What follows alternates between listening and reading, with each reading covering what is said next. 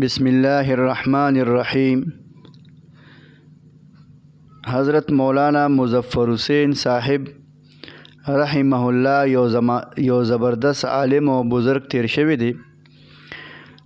دی یو واقعه لیکي په یو سفر باندې تللی وم. د سفر په دوران کې په جومات کې مې شپه راله. ماښام شو، یو کس ته مې وویل چې مسافر یم، لږ د روټۍ انتظام وکړه. وی هغه کس کور ته لاړ او د کور نه 3 روټۍ راوړې. ما وخوړې، سملاستم. د شپې په دغه یو شپه کې مې 3 پیرې پیغمبر صلی الله علیه وسلم په خوب کې ولیده. وی زه 2مې شپې ته پاتې شم. په 2مه شپه د بیا روټۍ راوړې، خو 2. نو وی ما 2 پیرې پیغمبر علیه الصلاۃ والسلام په خوب کې ولیده. 3مې شپې ته پاتې شم. په 3مه شپه د یو روټۍ راوړه او ما پیغمبر علیه السلام یو پیره په خوب کې ولیده.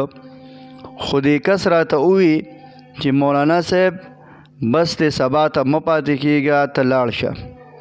وی ما ورته وی چې کېنه، وجه راته ووایه چې څه وجه ده. په لومبۍ شپه ته 3 روټۍ راوړې، ما په هغه شپه کې 3 پیرې پیغمبر علیه السلام په خوب کې ولیده. په 2مه ورځ ته 2 روټۍ راوړې، ما 2 پیرې پیغمبر علیه السلام په خوب کې ولیده او نن مې یو پیره جناب رسول الله صلی الله علیه وسلم زیارت وشو.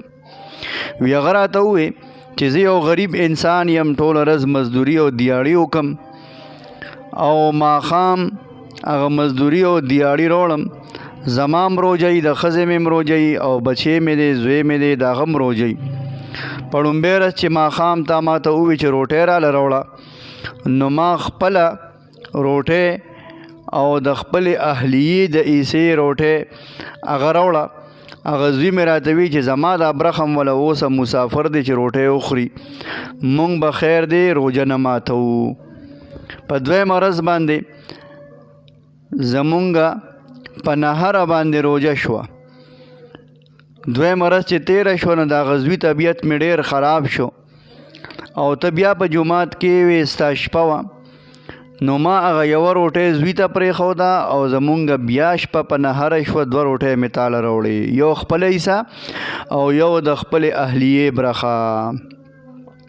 په 3مه شپه باندې بیا ته دلته کېوې، نو بیا زما د بیبي چې کوم دی طبیعت خراب و، نو یوه روټۍ مې زوی وخوړه او یو مې بیبي وخوړه او ما خپله برخه تاله راوړه. او په 3مه شپه مې درته ځکه ووی، ما وی هسې نه چې زما هم سبا له طبیعت خراب شي، ځکه چې 3 ورځې مسلسل ما هم روټۍ نه ده خوړلې.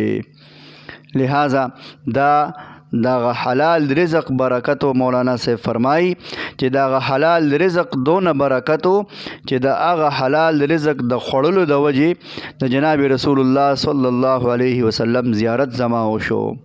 لہذا برکات حاصلول، په کور کې برکت راتل، د پیغمبر علیه الصلاۃ والسلام زیارت دا کول او نور برکات حاصلول، د هغې دپاره رزق حلال انتهایی ضروری او اهم دی.